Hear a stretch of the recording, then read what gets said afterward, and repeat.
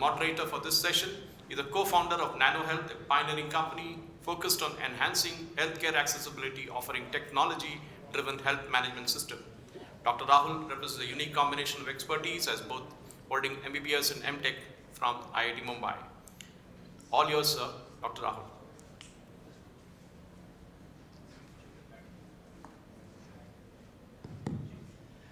Hi, good evening, everyone.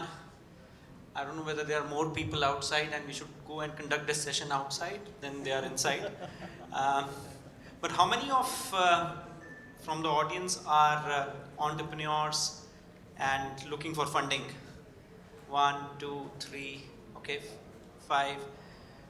So just to tell you, these boxes actually have money from the VCs here, right, which they will distribute, right? But anyways, any other VC sitting in the audience? Okay, so probably we have the VCs here. So I think this is a very interesting session, and I was pulled in last minute to see if I can moderate, and I think it's also a good chance for me to develop rapport, because I'm also one of the contenders to ask for money, right? So Nano Health is out there to now raise funds. But on a serious note, I think what we want to do here is we have an esteemed panel, rich experience from the industry. Dr. Prasad is here, right? And we have Dr. Neeta, and we have Dr. Vinay. So what we want to do is how we can request them to share their experience, right? In terms of interacting with startups, in terms of interacting with founders. In terms of being able to scan the market, right? And, what technologies are coming up, what is the flavor of the season, in terms of startups, how do you and what do you look for, right? And very important, I think we also touched upon while we were trying to sync up that what role would you prefer to play, right? That's something I think I'll request Dr. Vinay and Dr. Neeta to touch upon. And Dr. Prasad, I think you come from a very unique background that you probably are a consumer as well of many health tech startups, right? So we can probably touch upon how you have experienced or contributed or fostered, startups. So that's, I think, is what we want to touch upon. So that was to lay the context. We'll probably start with Dr. Vinay, if that is okay with you. And the first question that I would like to put out there is, what do you look for, when you are evaluating startups? And if you can share with some examples of, what has worked for you, your venture itself, and also when you were associated with other ventures. Now you run your own venture as well. So what has worked as for your companies that you have invested in, and some of the challenges that you faced with startups that probably struggled a bit. So, yeah. Yeah, hi, good evening, everyone. It's a pleasure to be here. And to answer the question about what I look into when investing in startups, I think the most important thing I've realized in the last 8 to 10 years of investing is that the founders are the most important aspect when we invest in a startup. I think who is driving the company makes a lot of difference, because they are just starting a company. So it can take any shape or form, and the person who drives the company will actually take it forward. So it's very much important to understand how the founder understanding is about the sector, whether he understands what he's trying to solve, especially if we have seen people who are outside healthcare sector trying to solve a problem within a healthcare sector. There could be tech guy, or there could be someone else, a research R&D, or there would be people from different background who come and want to start a company with an idea that with an understanding of only that element, but is the industry ready for it or not, is something we need to know from the founder's perspective, whether he understands the segment. And also his ability to learn, or his or her ability to learn as well, is very critical. So because it is not going to be the straight line of how they visualize whatever projections they show for the 5 years will not be there. So we have to understand whether he can pivot any point of time. So these are the one or two things we look at the founder. But as a, from company's perspective, I think two things we can see. One, is it a problem that is there now that they are solving? If they are solving a problem right now, is it relevant? Being from the medical community, being a physician, I may be able to understand a little better whether I may be able to talk to my colleagues, see a little bit of district analysis whether this is going to work or not. So that helps to get a realistic feedback. The second part is if they are building a product not for today's problems, for probably creating for the future, whether it is something which is not relevant maybe today, but they are building it for the future use. So to give an example, as you asked for a few examples, like two products that we have invested in is one, it was a cardiac monitoring device. It's a problem which was there now where the patients need to be monitored for a period of time. So when the founder came and said that, okay, this cardiac monitor device can be placed and be monitored over a period of 10 days continuously. Then when I did talk to a cardiologist and also, will this make a change in your clinical decision making? And they said, yeah, it makes a little sense, especially if it is a post-op case or somebody like that. So there was some feedback which I got. Then on the short term, I felt that, okay, there is a use case. The founder is a very good sound background, understands he comes from the product design background, so he understands how to build the product. There is a need for the product. Yes, there is something that we can invest in. The second company which we invested is into the genomics. As you know, genomics is been there for the last couple of years. It's people, doctors, especially in cancer treatments, they are using genomics for doing precision-based therapies. But whether it will be widely used now it's not there yet. So we don't use, we only use for rare diseases or something like that. But what was expected 5 years back was it will probably be mainstream by now. So one of the things we, as an investor, I've also seen retrospectively is that we tend to overestimate the impact of innovation will make in short term, whereas we underestimate what innovation can do in long term. So that, I think, if I have a more longish view on these kind of startups, that will make much more sense. So we need to take that perspective. So these are the couple of things which we look at when we are taking a call. No, great. I think I'll catch your last statement that don't overbet on the short term and don't underbet on the long term, right? Have that balanced approach. Yeah. Thank you. So, Dr. Neeta, if you can continue on the same streak that at your venture and you have long experience coming from the industry, collaborations, and now with a VC firm, what is your approach?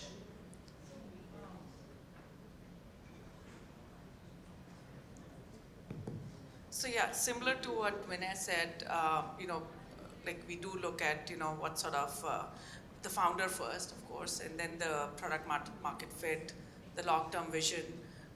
Me as an investor or even as a, product person, I also look at, what value as an investor I can, or, the fund can bring in, which is where the product development itself, right? Like what sort of product vision does this, founder have? And like you said, can they pivot? Several of the investments that I have personally driven are mostly product focused.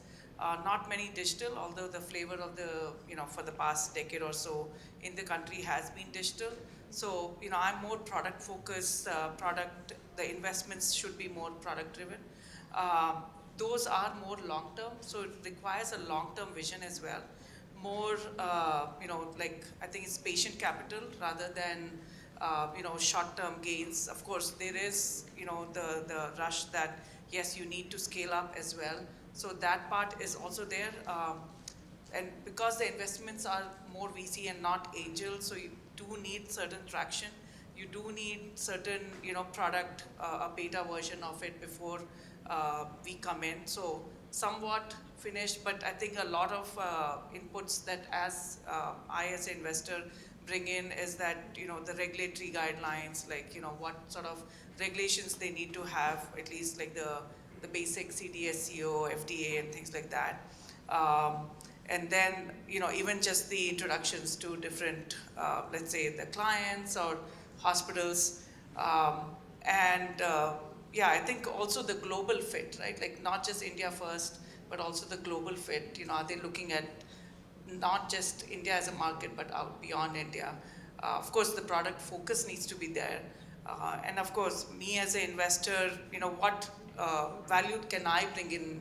If there's no, synergies, then it doesn't make sense for them to, work with, a venture like ours. So just that, yeah. Okay. So any examples you can share, Yeah, so what you left out and what you picked up?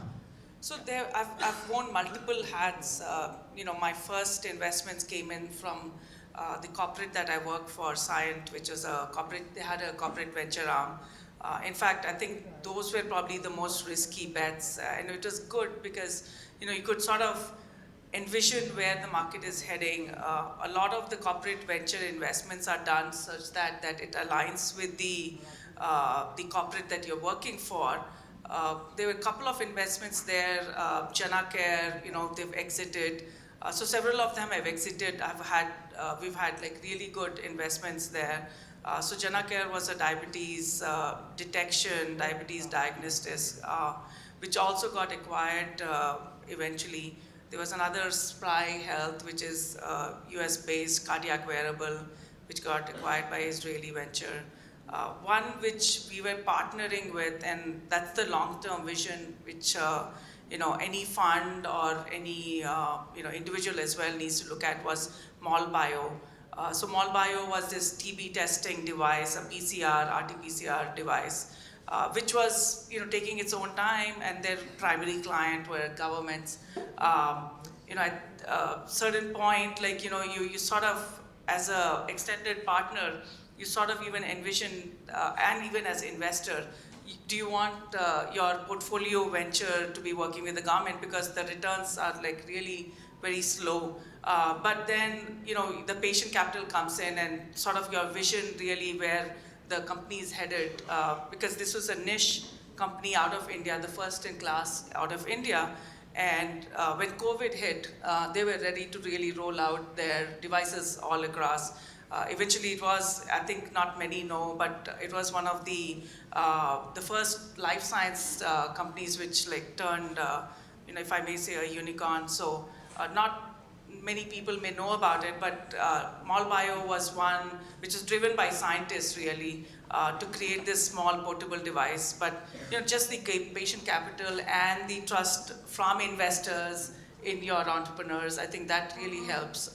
Just because a lot of entrepreneurs and investors go through their ups and downs, just having that patient capital is super important. Yeah. Thanks a lot. So, Dr. Kovlamudi, your experience, right, working with institutes like Apollo and now with care hospitals, how have you been associated with startups or VCs, and if you can share some examples of how you have supported or how you have fostered that ecosystem or worked with VCs? Yeah, good evening, and a disclaimer, I'm not a VC. I'm not a venture capitalist. These are the venture capitalists, so they have the money, so you know whom to ask the money at the end of the day. During the last 30 years, having been in the industry, we haven't seen what we've seen in the last 4 to 5 years, in the first 25 years. COVID and post-COVID, especially in healthcare, a number of people started coming up with new products, new solutions, new stuff, and started investing their careers and money and time into it. And what we realized is, as an end user, they used to come to us with their products or solutions. And believe me, 90% of them would never come back to us, simply because they didn't have the right solution or product. And I actually went back and did a little bit of research on why so many of these startups and so many of these bright individuals, mind you, they're all bright, brilliant chaps, all the founders, actually failed. And the reason was very, very simple. Those who believed that they had an idea and they created a product or a solution on their own idea and brought it to the industry and tried to sell it to the industry and create space for it in the industry failed. Those who actually worked with the industry tried to identify what is the solution, what's the problem, and then what's the solution. What will work, what will not work, what will be adopted. Adoption is a very important thing in a complex environment like a hospital. It's not just enough if the CEO or the chairman or the MD accepts your product and dumps it into the hospital. It's not going to work. The end users are the doctors, the nurses, it's they who need to adopt it. So unless you had a feel of what is happening at the floor, shop floor level, you would not be able to create a solution which would fit that and which would be useful to it. So while the venture capitalists actually described what they would look at while before investing, I think one of the important things which any venture capitalist should look at is what is going to be the end solution and what is its adaptability in the healthcare scenario. And lastly, in a country like India, what is the scale it can achieve? The scale is a very, very important thing. Last week I was with Mr. Sunil Mittal of Airtel, all of you know him, and he was telling me he is in two markets, India and Africa, big time. And both these markets, the rates for a gigabyte or whatever you call it are the cheapest in the world. But it is in these two markets, his margins are the highest. And the simple reason for that is scale and reliability. So if you want to do something for in this country and make it succeed, make sure it is scalable and the pricing is appropriate so that it reaches the masses. The people can afford it. The challenge which India is facing today is, apart from shortage of beds, shortage of physicians, shortage of nurses, all these shortages, is equitable health. Now, I just heard him talk about genetics in oncology. I want to tell you my own example. I was diagnosed with a type of leukemia 8 years ago. And the doctor who was taking care of me had come back from the US. So she sent my samples to the US for genetic sequencing. And then she came back to me 3 days later and said, there are two options to treat you. One is the routine chemotherapy, and many of you would know what routine chemotherapy means. You lose your hair, you become weak, and the complications of chemotherapy are more dangerous, more troublesome for the patient than the disease itself. And the other thing she said was, the alternate was, use a combination of high dose of vitamin A and arsenic. So the natural question from me was, what is the outcomes? What is the success rate? And she told me the outcomes are similar for both. So I obviously chose the non-chemotherapy route, that is a very high dose of vitamin A and arsenic. And it was 8 years ago. And I wonder how many people, by the way, I went through that course of treatment and it's been 8 years and I'm doing perfectly fine. I wonder, even today, how many of our people who are diagnosed with cancer have access to the highest end of testing, because you have the tests available, you have the stuff available there, but how many of them are having access to it in terms of financial access? So healthcare is not equitable. So one of the challenges for all of you is, how can you make healthcare equitable with your solutions and with the products that you're coming up? Great, thanks. So first of all, you know, wishing you good health, continuous good health. Quite an inspiring story. God's been great, so I'm off it for some time now. Great. So I think, but it's a good segue. When we talk about equitable health and when we talk about, India overall. I have played a part of VC myself through angel investments. Whenever we talk about healthcare, whenever we have the startups coming and presenting, it's always 1.4 billion population. TAM is trillions. SAM is billions, and SAM is again single-digit billions. So how do we break that hype and get to the reality? And what would you suggest are some of the areas which are promising now and in the next 3 to 5 years? I think if we can hear from you, and then we'll come to Dr. Kawalmudi as well. Yeah. Yeah, yes, we do hear this large number, like the large population base that we have, the huge disease burden that we have.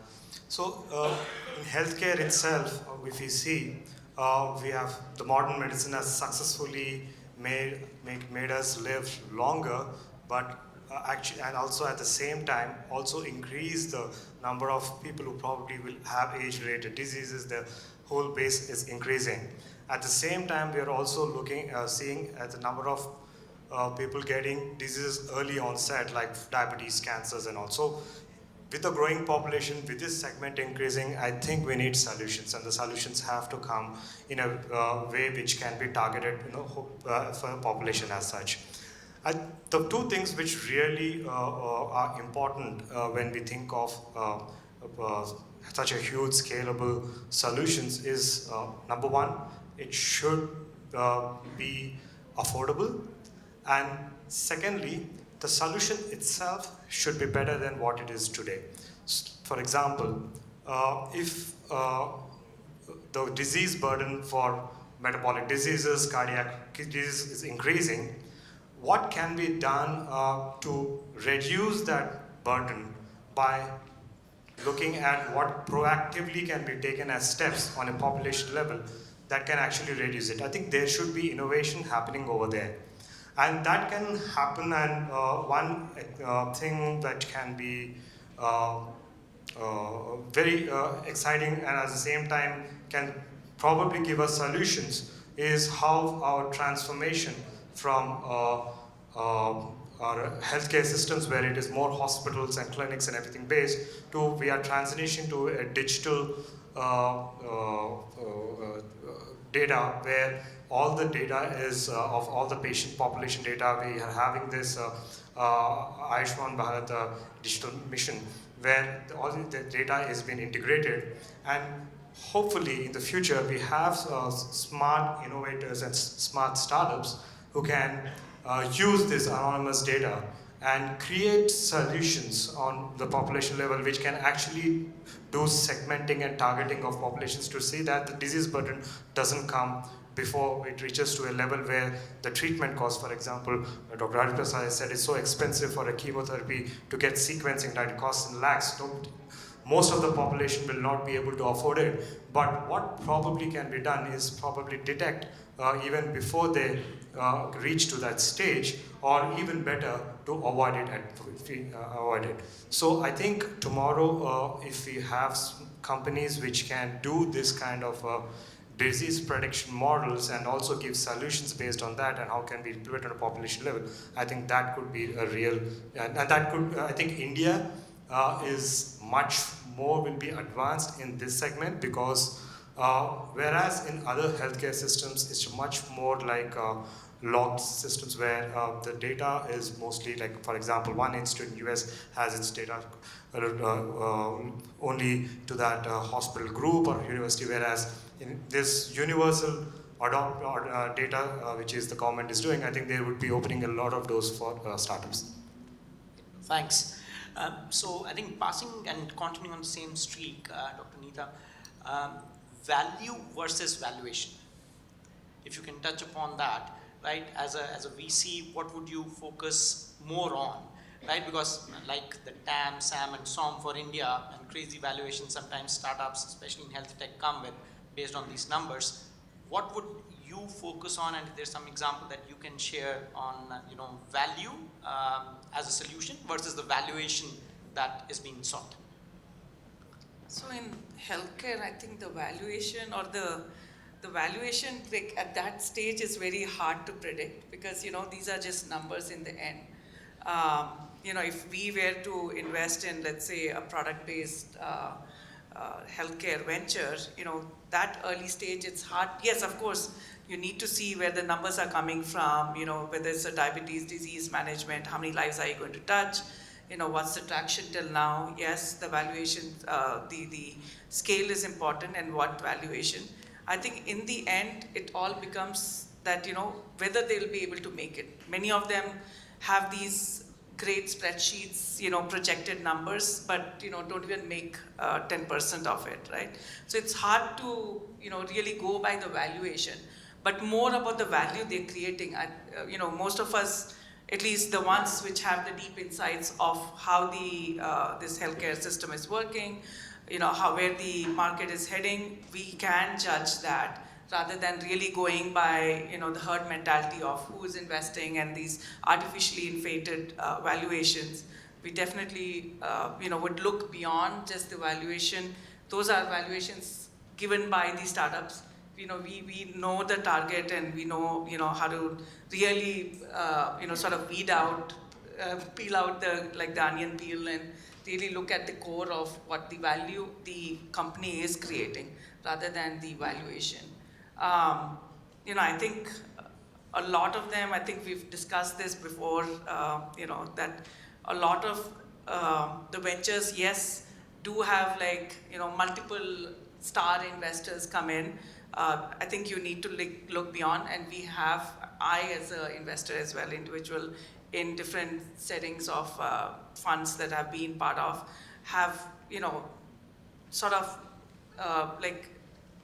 taken away the sheen from star investors and just seeing that, whether this product really makes sense or not. And then gone beyond valuations or gone beyond, the co-investors and just seen the product by itself. Great, thanks. So Doc, for you, I think what I want to understand is how can a hospital or a provider, play a role, let's say, especially from a regulatory perspective, that, especially in the health tech area, when a startup is coming, they need validation, right? So they would need certain certifications. But it's a chicken and an egg, right? So, till you have the certification, you would not want to allow them or test them out on your patient base. So what is the role a hospital can play in supporting startups at an early stage from a regulatory perspective, or the challenges that they may have? Well, regulations have created problems for multiple startups after having invested money also, because they didn't look into the regulatory aspect of it before investing and getting into the solution. A simple rule is anything which is being given to the patient orally, injection-wise, intravenously, it is always going to be much more difficult. Anyway, anything else is going to be much more easier. And a lot of startups have come up which are not actually delivering something to the patient which is consumed by the patient. That's being done by the pharma industry, so they are handling the regulatory part of it, that's fine. But for the startups who are not dealing with something which is consumed by the patient, it's not that difficult. All it requires is a hospital needs to have a ethics committee, which is as per the regulations of the government of India, and an approval from the ethics committee to run a trial on a product which is there or a solution which is there, and they are allowed to do the trials. So that's not a big challenge on that front. But I believe that there are 4 stakeholders in healthcare. One is the patient. Second is the entire healthcare ecosystem, starting with the providers, that's the hospitals, the doctors, the pharma, the medical devices, and all these people. The third is the community, and the last one are the stakeholders, or the shareholders, the investors into the company. Now believe me, if any of you are investing or are looking at creating a product or doing a startup, if you are looking at the value that it would create for the patient, the likelihood of your success is going to might be multiples of impacting any of the other stakeholders in the ecosystem. And that is how your scale happens, that is how your success comes in, that is where you need to actually deliver value. So if you are delivering value there, I can assure you that the hospital ecosystem will be more than supportive. And I can give you an example. There was this Israeli company which had developed a very high resolution camera where images could be actually uploaded on 4G technology. And they wanted to enter Indian healthcare space. And what we discussed over a brainstorming session was, let's see how we can impact the masses in the country.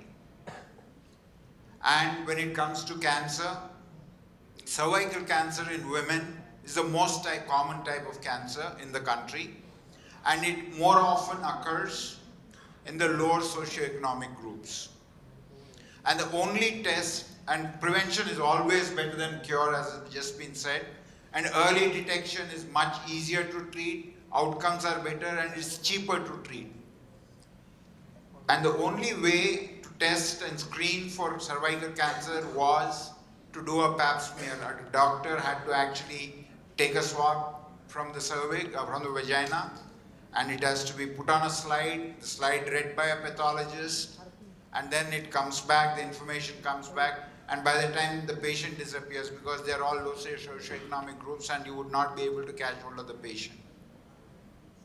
So what we thought was, can we impact this? So what was done by this company was, they took a lot of data, went to labs across the country, collected images, and then put them through machine learning and created an artificial intelligence sitting in a cloud. So what we did was, went to these camps, and all that was done was, a picture was taken on the mobile of the cervix, it would go on to the cloud, AI would read it, and then you would get back an image, an information as to the likelihood of the individual having cervical cancer. And in those days, it was, I'm talking about 5 years ago, the accuracy was 95%. And they rolled it out as a commercial product, and all they charged was 5 rupees per test. That's how innovation, that's how products can really make a huge impact and create value for the patient and the entire community and the country. Great. I think so. Patient centricity, making healthcare more equitable. I think those are the two key takeaways from what you shared. I think fantastic insights. I've been getting signals to wrap up, but just last two statements from Dr. Vinay and Dr. Neeta. One, nugget of wisdom you would like to share with startup founders when they pitch to VCs? What should they do, and one thing they should avoid? So, two statements from each one of you. So Dr. Vinay and Dr. Neeta. So if you can quickly share. Yeah.